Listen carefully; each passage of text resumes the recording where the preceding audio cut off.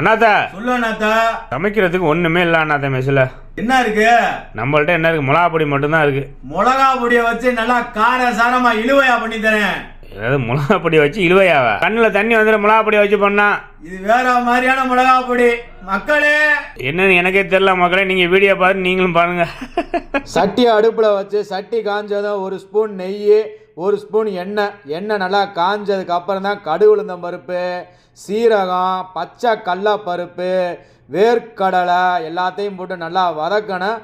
வதங்கினதுக்கு அப்புறம் தான் என்ன இறக்கணும்? மல்லி இலை, வெள்ளை பூண்டு, காஞ்ச மிளகா இதை ஏற்றி நல்லா இழுவைக்கு தகுந்த மாதிரி நல்லா வரட்டினதுக்கு அப்புறம் தான் பெருங்காயத்தூள், உப்பு, மிளகாத்தூள் அம்பிட்டு தான். மிளகாத்தூள் கொஞ்சம் தூக்கலாக போட்டு அடுப்பை அமுத்தி போட்டு தான் சோத்தை இறக்கணும். வடித்து வச்சா சோத்தை இறக்கி விட்டு நல்லா ஒரு 10 செகண்டு கிண்டுனீங்கன்னா அருமையாக